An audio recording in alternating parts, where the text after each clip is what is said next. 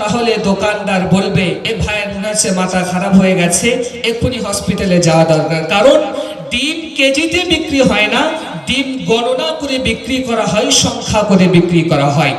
ঠিক ওজনে যে সমস্ত জিনিস বিক্রি করা হয়, যেমন চাল, ডাল, আলু, এই সমস্ত জিনিস ওজনে বিক্রি করা হয়।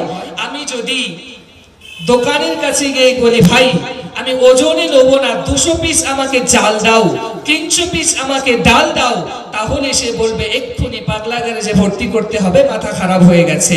কারণ চাল, ডাল এই সমস্ত জিনিস গণনা সংখ্যার ভিত্তিতে এর দাম নির্ধারণ করা যায় না, এর দাম নির্ধারণ করা যায় ওজনের ভিত্তিতে।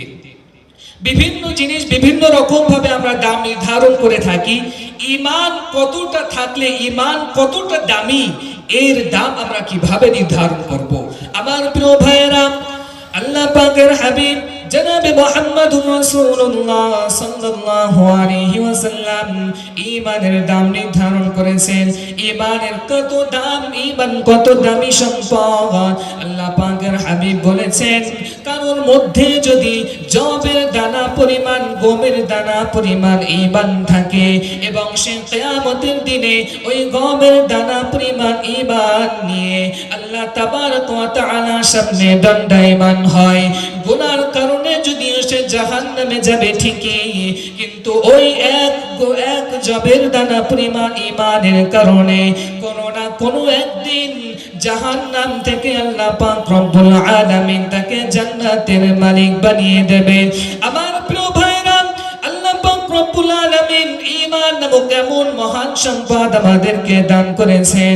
ঈমানকে যদি আমরা শক্তভাবে ধরে রাখতে পারি, শক্তভাবে যদি আমরা আঁকড়ে ধরতে পারি, জীবনের প্রতিটি ক্ষেত্রে আমরা সফলতা অর্জন করব, জীবনের প্রতিটি বাঁকে বাঁকে আমরা সফল হব। ঈমানের এত দাম। আমার প্রিয় ভাইরা, ঈমান কত বড় জিনিস। আল্লাহ পাকের হাবিব বলেছেন, এই ঈমানের বদৌলতে এই জান্নাহ পরিমাণ ঈমান যদি থাকে, তাহলে দুনিয়ার সর্বশেষ সবথেকে ছোট জান্নাতটাকে দেওয়া হবে। আল্লাহর হাবিব বলেছেন, সবথেকে ছোট যে জান্নাতটা পাবে তার জান্নাতের পরিমাণ হবে, আয়তন হবে এই দুনিয়ার থেকে 10 গুণ বড়। কিসের কারণে? ওই জাররা পরিমাণ ঈমানের কারণে।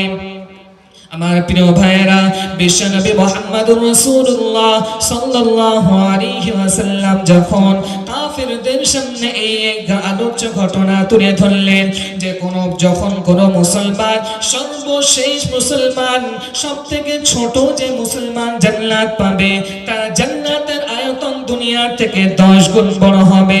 কাফেররা ঠাট্টা করে বলতে লাগলো, মুসলমানরা কি বলে দেখো, তারা নাকি মারা যাওয়ার পরে পুনরায় জীবিত হবে এবং তাদের মধ্যে যে সবথেকে ছোট জান্নাত পাবে দুনিয়ার থেকে নাকি সেটা 10 গুণ বড় হবে। আমার প্রিয় ভাইরা, তারা সেই সময় অস্বীকার করেছিল ঠিকই, কিন্তু বর্তমান বিজ্ঞানের উৎকর্ষতার যুগে, বিজ্ঞানের উন্নতির যুগে বিজ্ঞানীরা গবেষণা করে বলছেন, আকাশের নিচে এত এত এত এত খালি জায়গা আল্লাহ পাক রব্বুল আলামিন রেখেছেন।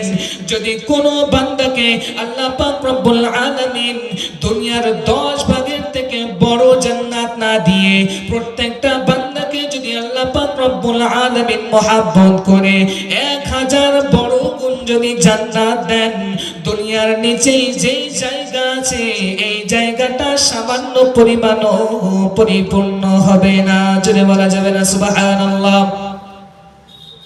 দুনিয়ার আসমানের নিচে যে সামান্য জায়গা আছে, আল্লাহ তাবারক ওয়া তাআলা যদি তার বান্দাদেরকে এই দুনিয়ার মতো হাজারো গুণে বড় যদি জান্নাত দেন, আসমানের নিচে যে জায়গা আছে এই জায়গা কখনো পরিপূর্ণ হবে না। বৈজ্ঞানিকরা গবেষণা করে বলছেন, পৃথিবী থেকে সূর্য 13 লক্ষ কোটি গুণ বড়, 13 লক্ষ কোটি গুণ বড়, কিন্তু পৃথিবী থেকে সূর্যটা অত্যন্ত ছোট দেখায় বেশি দূরত্ব হওয়ার কারণে। আবার আল্লাহ পাক রব্বুল আলামিন প্রথম আকাশে এত তারকা দিয়ে সজ্জিত করে রেখেছেন, প্রথম আকাশে এত তারকা দিয়ে সুশোভিত করে রেখেছেন। বিজ্ঞানীরা বলে এটা হলো প্রথম আকাশ। এরপরে যারা একটু উপরে যখন তারা যায়, তারা বলে মহাকাশ। মহাকাশ গাছের উপরে যখন তারা যায় আর কোনো কুল কিনারা তারা খুঁজে পায়